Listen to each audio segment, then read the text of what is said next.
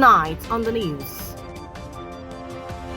Suspected Accra lady killer makes confessional statements to Ondo police. Residents tax Ondo state government over economic inability of proposed local council development areas. Nigeria Immigration Service blames NIN discrepancies for delay in issuance of most international passports. And from the foreign scene, Portugal battle wildfires amid third heat wave in 2023.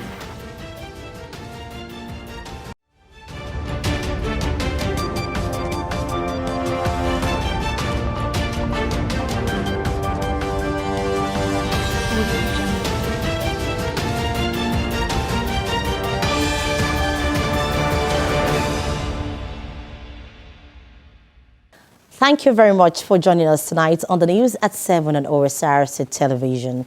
I am Oyewumi Ayinigbara.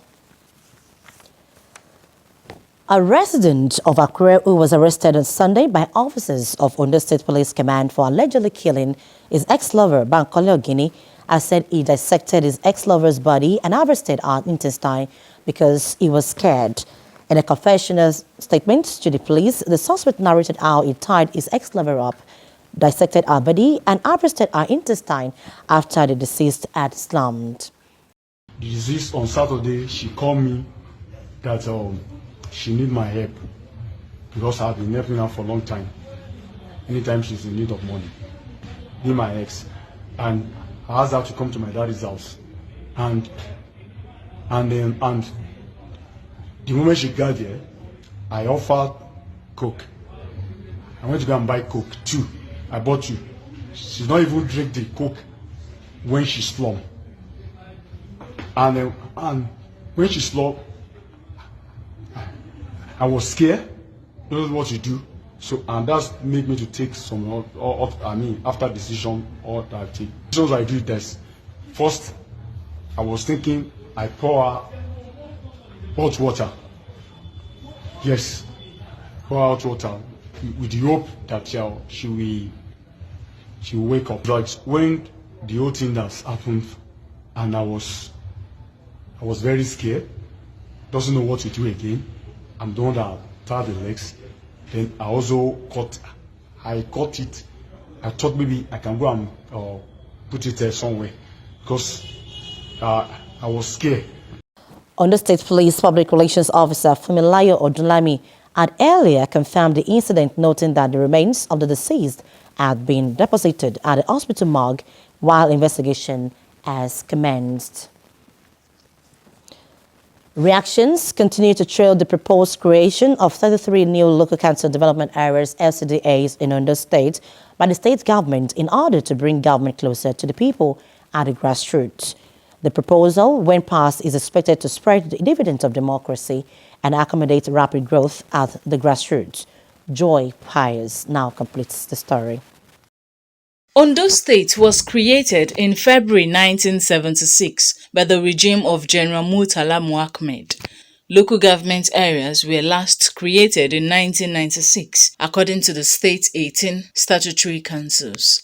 Consequently, the state ranks among the states with the lowest number of local government areas in the southwest. In 2019, the Ondo State Governor Oluwarotimi Akeredolu received recommendations for the creation of more local government areas to extend governance to the grassroots. The government set up an 11-man committee to work out modalities for the creation of new LCD. Following due considerations, the 33 new councils are expected to increase the number to 51 when the State Assembly eventually passes it into law. The newly created LCDs will perform the same functions as the existing 18 local governments in the state. Chairman of the Committee on the Creation of Local Council Development Areas for that of Akure South, Mr. Tayo Olujuigbe, harped on the importance of creating the new LCDs. The LCDs gives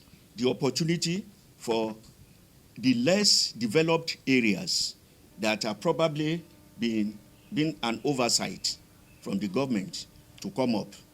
Because with the LCDs, new local government headquarters will be created. And with the new local government headquarters, what is accruable or attributable to a local government headquarters, just like Akure South, a capital of the Akure South, most of those things will be in such areas. Others described the establishment as long overdue and one which would fast-track rapid development at the grassroots. I want to believe that if the LCDA are created successfully and they are allowed to really work, all right, and the people will cooperate and the government will cooperate and allow them to have access to funds, right, to really perform, it is very, very easy and to bring development to the people. Ordinarily, when you create LCDA, it brings development to some areas where government presence are not being felt. How government presence would get to the people who truly need government presence. That is what LCDA is all about. They, however, stressed the need to consider the economic viability of areas proposed to be carved out as LCDAs. When you are creating LCDA, you must ensure that you consider the sustainability of whichever LCDA you're constituting. What is their revenue generating strength? How can they generate revenue? How can they sustain? The bill, which has since passed second reading before the Committee of the Whole at the State House of Assembly, when passed into law, would address many challenges confronting the grassroots, thereby opening the rural areas to modernization. Joy Pius, OSRC News. The federal government has backtracked and withdrawn its contempt suit filed against leaders of Nigeria Labour Congress and the Trade Union Congress for organizing a nationwide anti-subsidy protest on August 2, 2023. The development came barely 5 days after the Federal Ministry of Justice sued the organized labor leaders for allegedly disobeying a court order barring them from leading the nationwide protest. The National Industry Court had stopped the organized labor from going on strike, but human rights lawyer and counsel to the organized labor, Femi Falano, insisted the union could proceed on the protest. The organized labor later met with President Bola Tinubu and reached an agreement to end the one-day protests. Results of students from 8 states of the Federation that sat for the 2023 West African Senior School Certificate Examination WASC has been withheld by West African Examination Council WAEC over the indebtedness of the states to the council. This was disclosed in Lagos by the head of National Office, Patrick Erega, while giving details of the results of the examination concluded 44 days ago. Erega did not give the amounts to the state or individually and collectively. However, there are indications that it runs into hundreds of millions of naira. He said the council was able to surmount challenges of insecurity and cash policy, among others, via technological innovation that saw over 91% of candidate results released. Mr. Aragon explained that 84.38% of those that sat for the examination obtained credit and above in a minimum of any 5 subjects, while 79.81% obtained credit and above in a minimum of 5 subjects, including English language and mathematics. In the meantime, the First Lady of Ekiti State, Dr. Olayemi Oyebanji, has urged parents to do everything possible to protect their children who are presently on holidays to prevent them from falling victims of sexual abuse. Oyebanji, who noted that child abuse, especially sexual violations of minors, is common during holidays, urged parents not to allow their kids to go to places they cannot vouch for their safety. She made the remarks in Ado-Ekiti during male teachers training on prohibition of gender-based violence, GBV, in public secondary schools held under the aegis of Adolescent Girls Initiative for Learning and Empowerment Project. The governor's wife, who stated that child abuse and sexual violation of minors is usually perpetrated by close relations, counseled teachers in public schools to stay calm and not allow the difficult economic situation of the country to make them aggressive towards students in their care, expressing optimism that things will get better very soon. Special advisor to the governor on education, science and technology, who was represented by the permanent secretary in our ministry, Dr. Folakemi Olomojobi said the time has come to change the narrative of GBV and carry everyone along to reduce the incidence. Meanwhile, the Tertiary Education Trust Fund says it increased its yearly intervention for information and communications technology from 15 million naira to 100 million naira for universities in order to ensure that institutions meet up with the present digital reality globally. TED Fund also stated that more than 2 million students and members of the academic community in tertiary institutions across the country would soon have access to online academic resources through the development of Blackboard learning platforms.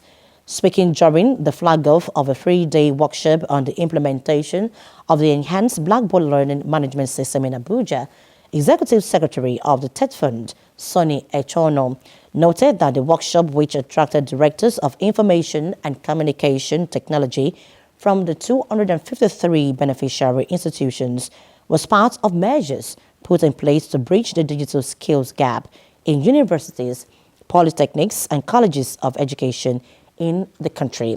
Echono said TED Fund was improving its allocation to ICT development in its intervention programs to ensure that the country meets digital reality across the globe. Nigeria Immigration Service blames NRN discrepancies for delay in issuance of most international passports. These and more after the break. Please to join us then.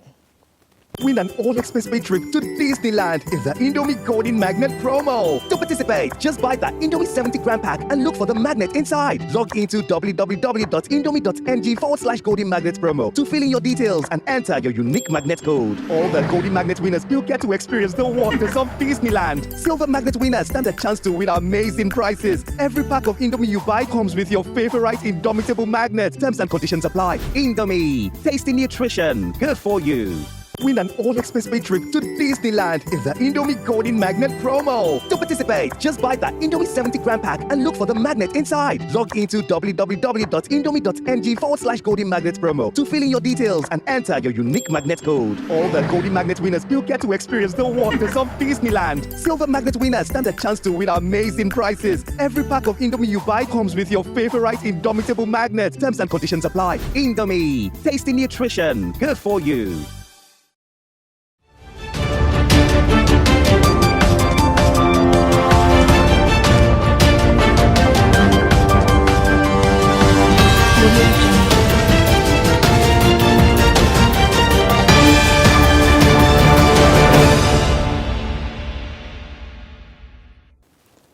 Glad to know you're still there. You can watch us live on our website www.osrc.ng or follow us on Facebook at OSRC TV, and on YouTube you can subscribe to our channel OSRC TV Ondo. President Bola Tinubu has inaugurated the Presidential Committee on Fiscal Policy and Tax Reforms in Abuja. The president had 4 weeks ago set up the committee chaired by fiscal policy partner and Africa tax leader at PricewaterhouseCoopers, Taiwo Oyedele, and indigene of Ikaramu Akoko. At the inauguration, the president said the committee would be guarded by national interests above all else.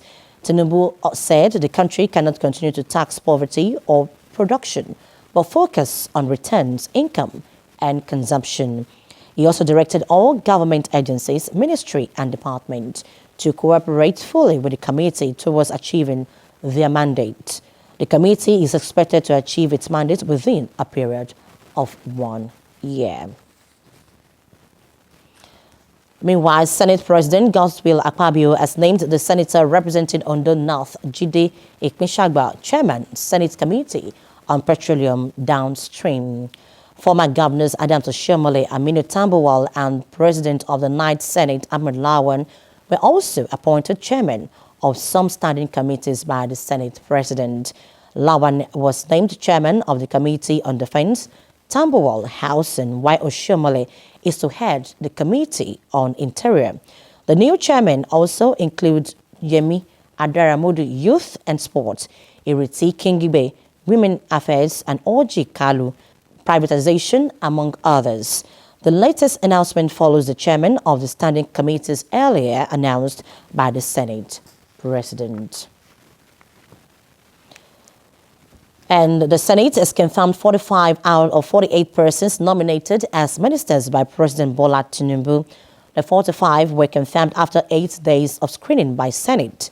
Senate President Godswill Akpabio said the nominees were confirmed while the remaining 3, former Governor of Kaduna State Nasiru El-Rufai, Abubakar Danladi and Stella Okotete, were awaiting security clearance. One of the nominees cleared by Senate is Mr. Olubumi Tunjojo, representing Akoko Northwest Northeast in the National Assembly. In Edo State, the state governor, Godwin Obaseki, says there was no plan to impeach his deputy, Philip Shaibu. The governor, however, noted that the move by Shaibu seeking a court order to stop his purported impeachment was preemptive ahead of his alleged plan to defect to the All Progressives Congress. The governor, while briefing journalists in Benin City during a visit by the North leaders, alleged that the deputy governor had been actively engaging with senior actors both at the national and state level of the APC, negotiating his way into their party, adding that he was on the verge of finalizing moves to defect to the APC. At the State Assembly, no mention has been made of the alleged impeachment move against Shaibu. A jet belonging to the air component of Operation Delta Save has bombed 3 boats while allegedly stealing crude oil from a pipeline in Rivers State. The jet struck the boat during one of its operations conducted around a riverine area between Bonny Island and south of Port Harcourt. Nigeria Air Force Director of Public Relations and Information Air Commodore Edward Baswet said the crew discovered and destroyed an active illegal refining site with tanks and reservoirs loaded with suspected illegal refined products at the Idama area of Rivers. Meanwhile, the 6th Division of the Nigerian Army in Port Harcourt said it tripped 6 45,000-litre capacity tanker used for illegal oil bunkering in Rivers State. A several suspects were arrested in the illicit activity at a pipeline right of way between the Oburiki Ikwere flyover near the renamed Obafemi Awolowo International Airport, Ikwere local government area. Federal government will soon end taxes on tomatoes and other raw food items. Chairman of the Joint Tax Board, Mohammed Lami, gave the indication in Abuja. He said ending taxation on non-taxable items was part of the proposed tax reforms of the President Bola Tinubu-led administration. Lami, who is also the executive chairman, Federal Inland Revenue Service, said President Tinubu is also determined to harmonize taxes and end multiple taxation in the country. The chairman added that he recently attended the National Executive Council meeting to speak with governors for their support to end tax multiplicity. A National Agency for Food and Drug Administration and Control, NAFDAC, has reeled off a gazette of reviewed fat, oil and food containing fat and oil regulation 2022 and pre-packaged food labeling regulation 2022. The move is coming as part of efforts to reduce rising cases of non-communicable diseases and attendant death. Director General of NAFDAC, Mojisola Adeyeye, promised to fully implement the regulations to protect public health.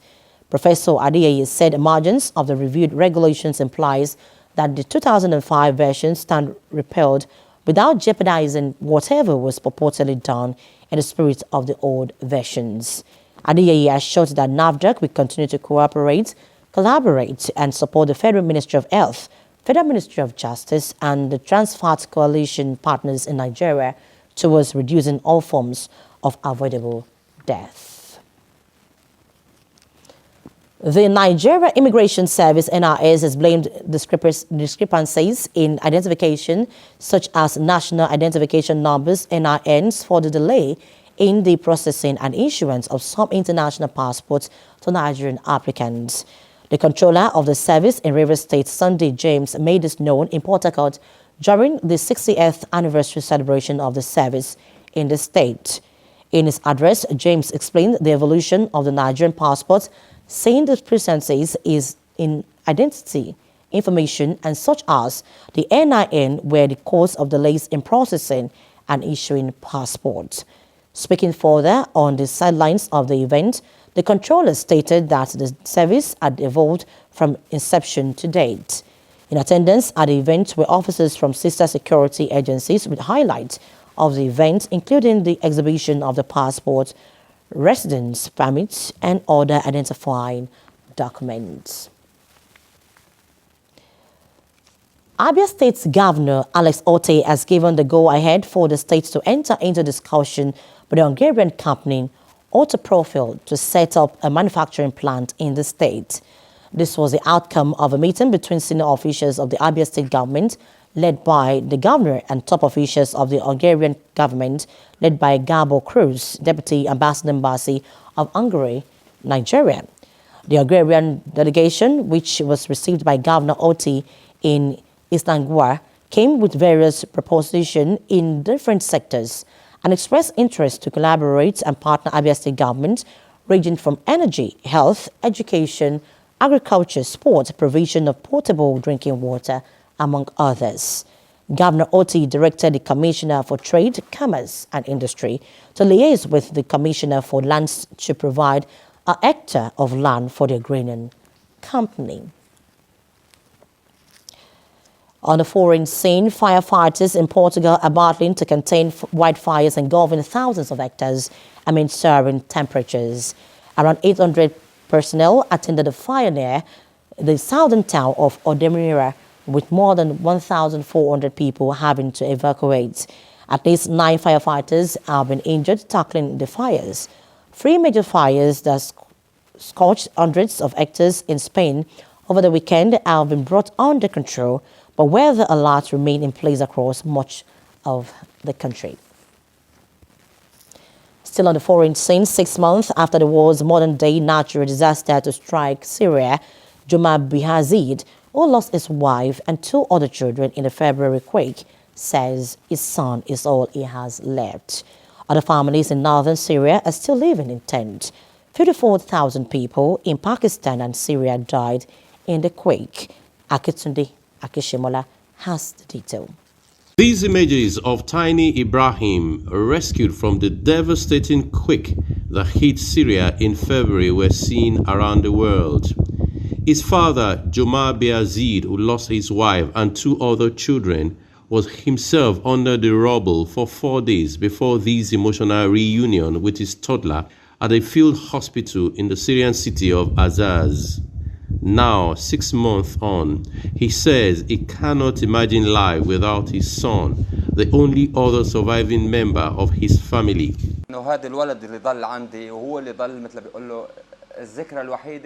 My boy is all I have left. He is the only thing that has made me able to continue living. If, God forbid, Ibrahim had died too, I would have definitely died shortly after him. But thank God Ibrahim is alive. I left him to stay at his uncle's house, but I felt that if I was gone for too long, he would start to forget me. Father and son lived together in an apartment in the town of Aldana, near the Turkish border. Many buildings were destroyed here. I am not happy. I would be lying to myself if I said I was happy. I am not happy because it is difficult to overcome what I have lost. And even if I was able to buy a car again, it would not be enough to compensate for what I lost. Also, it is impossible to forget my wife and children. Elsewhere in Jandaris, one of the hardest hit areas, Ahmad is still terrified of living in a building. Instead, he lives in a tent at his farm with his 9 children. It is necessary to have a house, because next month, if it rained, I would not know where to go. I do not think I could go back to the village. I cannot afford to live with my children in a building, because I am scared of other quakes. The boy I lost, I can never forget what happened. These February earthquakes were the worst modern-day natural disasters to strike Syria and Turkey, killing upward of 54,000 people across the two countries. The United Nations says more than thousands were displaced by the quakes. Akintunde Akinshimola for Osrc News. And with that story from the foreign scene, we conclude the news tonight. But before we go, a quick look at the top stories. We told you that a suspected lady killer in Akure, Bankole Ogini, has begun to make confessional statement to Ondo State Police as investigations into the criminal act continues. Residents have tasked Ondo State government over the economic viability of the proposed local council development areas. The Nigerian Immigration Service has fingered NIN discrepancies for most delays in the issuance of international passports. And from the foreign scene, we told you that Portugal is immersed in the battle against wildfire amid the third heat wave in 2023. And that's the news tonight. Thank you very much for your time.